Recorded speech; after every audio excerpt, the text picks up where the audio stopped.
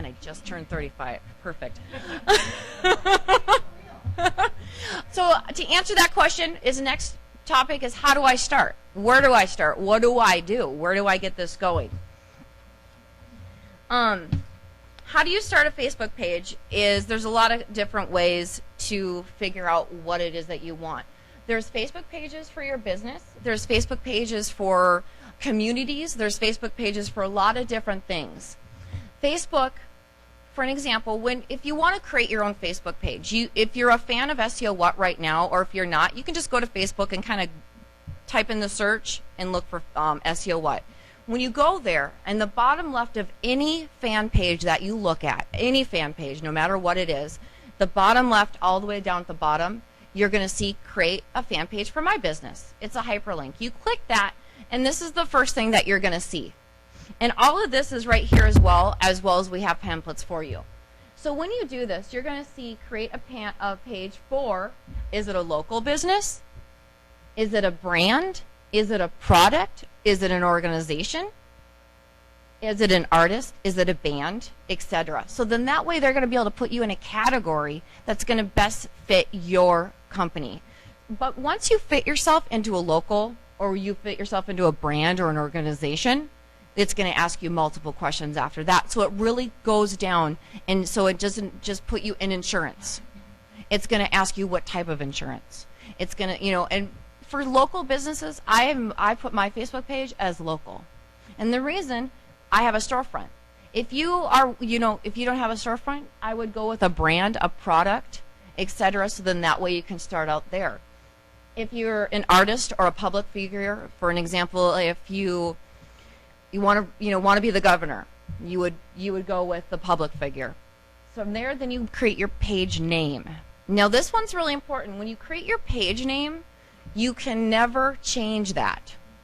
So we've had clients that have created a very successful Facebook page, and they named it like Bob, but their company's name is something, Bob's Jewelry. Bob's Jewelry is a lot more, descriptive than just Bob. And he's got 5,000 pages or 5,000 fans, and we're like, well, we really want to make it more descriptive so then that way Google can find it, etc. You can't change it. So whatever you make it, you're stuck with it. And so if you have to make a new one, you're going to have to lose all 5,000 fans and start over. From there, you want to create official page. Now over here you see the community page, and that's kind of fun, and that's something I'll talk about later as I created the community page. And community page is something that doesn't have a lot of rules, you could say, and eventually what Facebook wants to do is create these pages, and they're going to eventually take over them if you get enough fans. And I did a test on it. So I created a Facebook page called Bald Men Are Sexy one day, just to see how many fans I can get. Just to see where it could go. And I'm telling you, I just let it do it, because there's rules and regulations to Facebook. But when it's a community page, there's really not a lot of rules and regulations. It went into a lot of different things, and now it's kind of a dating page. It's taken its own life of its own, and it's very entertaining to watch. And my cousin, if you're watching, I saw you on there. Again, it's very humorous. So once you create your page, you're going to go into the, create the page section. It's going to open up, and it's going to look like this. And in here you've got edit. You can't really see them, but it's going to open up this section right here. And there you're going to upload an image, which should be your logo or your brand, or a really good image that's going to announce who you are and make people want to be a fan of that page. Next thing, you're going to provide some basic information. Under there, it's going to, post, add it, you can post your updates, etc. And then over on the left side where it says edit page, you can just click there and it will allow you to go into more.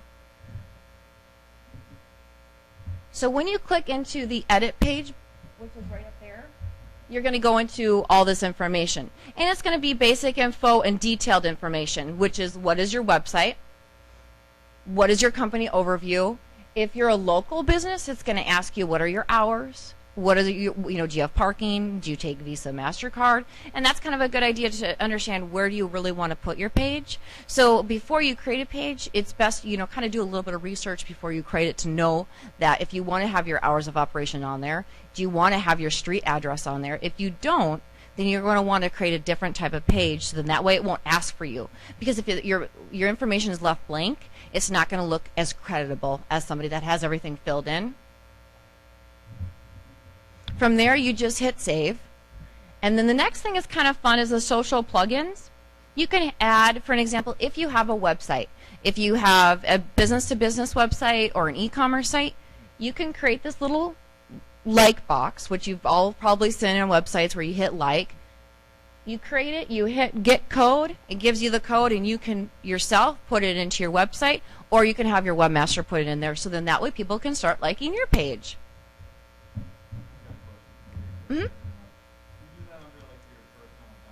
Yes. You have to have a personal account to create one. In order to do that, the reason you want it is Facebook needs to make somebody liable. Facebook doesn't want to be liable for anything. So they need to point the finger at somebody. So if you created a page that is wrongful or you're misrepresenting a business, they're going to point the finger at you versus Facebook.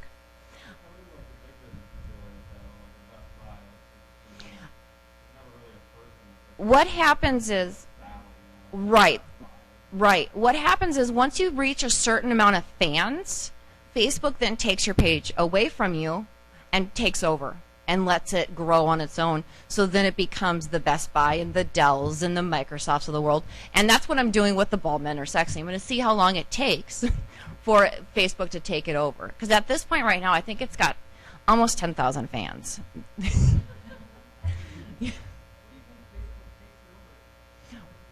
What Facebook does is it can kind of, you do have control over it.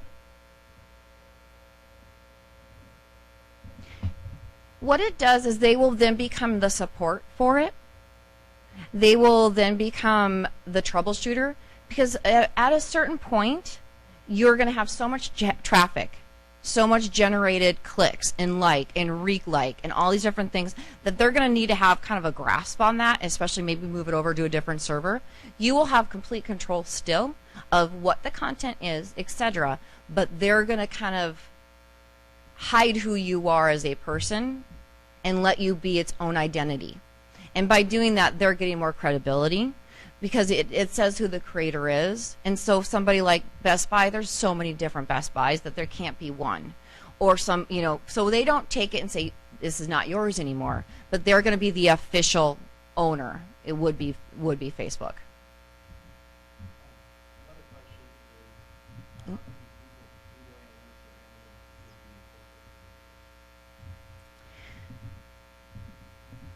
Google Analytics can be incorporated into this by okay, when you have Google Analytics, if you're familiar with it, if you're not, this can be a great next seminar, is Google Analytics and understanding what are people doing on your website. But Google Analytics is going to track where did people come from, how did they get there, and what pages they're looking at. So for an example, if they're coming in organically, which is search engine results that aren't paid for, those are organic, the ones you see in the middle, not the blue sides, and that's pay-per-click. It will tell you, you know, you've got XYZ coming in from Google. Referring sites are somebody coming from Amazon, Facebook, Twitter, anything referring. So it will tell you there. Now, how do you know what happens once they get to Facebook? How do you know where they're going within Facebook? Well, Facebook is a dynamic site. It's not a static site, so it's very hard to be able to track it. But there is plugins that you can use. So if you use Firefox, for an example, we just found out if you use Firefox, you get a plugin called Monkey. What is it, Tony? Monkey. Grease Monkey. Thank you, Tony. And what that will do is then you get another plugin, and it will show you the stats right there. It will show you how many people came from Dig, Delicious, etc. And we'll have a lot of these questions that are being questions being asked by you guys, as well as the live feed. We're writing them all down, and then tomorrow we'll have all the more detailed of them on our website. But to answer that question, how to go from Google Analytics, you'll be able to track where they're coming from, if they came from Facebook. Now, what do they do from Facebook is something that you're going to want to use as a third-party application, such as a plugin from Firefox or another third-party application. But it's very hard to find out what they're doing from there. So from here, you can see this little Facebook filter guy. So the cool thing is, a lot of people, for an example, the striped shirt back here. What's your name? Yeah, Laura. So for an example, Laura has a lot of great questions. Like, obviously, Laura doesn't want to do anything. She just wants to make money, which we all like that, okay? So for an example, she doesn't want to deal with Facebook, so why is she going to want to deal with Twitter? Cool thing with Twitter and Facebook is they work together. There's an application that all you have to do is connect your Facebook to Twitter, and this little window will pop up, and it will have your pages that you own, and it will say link to Twitter. You click that button and it will pop up. You log in your Twitter account, and then it will unison. So every time you Facebook, it's going to tweet. So you don't have to actually tweet anymore. So every time, what we do with a lot of our clients for social media that have a lot of blogs, because blogging is very important as well, is their blog goes to Facebook, their Facebook goes to Twitter. So now you only have to man one thing. You only have to man your blog, or you only have to man your Facebook page, and it will in unison work with Twitter. So as you blog or as you Facebook, it will automatically feed to Twitter, and Twitter can run on its own without having you really man it. The only thing you're going to really want to man with Twitter is when somebody follows you as a business, you're going to want to thank them for following you. So if you follow somebody, you'll probably get a thank you. Thank you for following me. I'm looking forward to reading your updates, or etc. You just kind of want to thank them for following you. And then once you create your Facebook page, then what you can do from there is, here's the full page, and you can share it. So you, as the creator, can now share it on your personal page for the rest of the world. Or on the bottom left, you see send a message instead. You can go ahead and just send messages to all of your friends that you have on your personal Facebook. And from there, you can start gaining your followers and your fans and your likes and all that fun stuff. The second way to grab fans and Facebook followers would be through Facebook ads. Laura?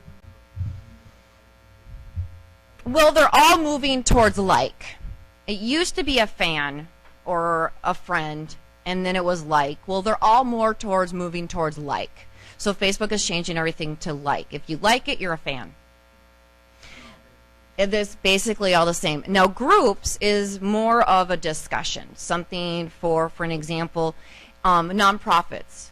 I prefer putting them as a group versus a fan page, because there's a lot more discussion going on, a lot more activities, etc., that are going on. So the fan pages for an organization isn't going to be as interactive as a group page would be. A group page, you can actually have full-on conversations. You can have a lot more interactive.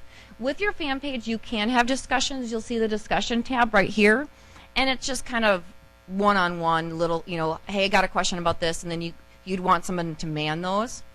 It's not as bad as if you have a forum, for an example. When people build a forum, you got to have someone manning that thing 24/7, because if you don't, you're going to have a lot of bad stuff on there. With Facebook, you have to be a fan or a friend to be able to use this discussion. So make sure you're accepting them, or you can keep it, to where you accept people. Mm-hmm. Right. Absolutely, absolutely. We did have a class or a seminar last month, and that was more on what is social media, and it grabbed a lot of that attention. This one, we were asked to just do a little bit more in depth. So, right. Exactly. So like a lot of these things, if you guys have questions, or you don't know, if I'm going out in left field and you don't even know how to catch the ball, go ahead and contact us. hello@SEOWhat.com. We have a storefront. Walk in the door. My bloggerellas are there having a good old time on their computers. We've got somebody in the front. We've got me. We've got Dwayne, which is going to be our local account manager, right there. So he will be there at everybody's, attention Monday through Friday, 9 to around 4 or so. So any questions or comments, come on in, send us an email, etc. We're there to help anywhere from the novice to the expert to get whatever it is that the end result is. So that actually is the last part of it, is how to create that Facebook page. We have more of how to go more in depth after that. But that's, again, more something that we'd want to do one-on-one, so then that way we target the right market. We create the correct Facebook fan page or group page, etc.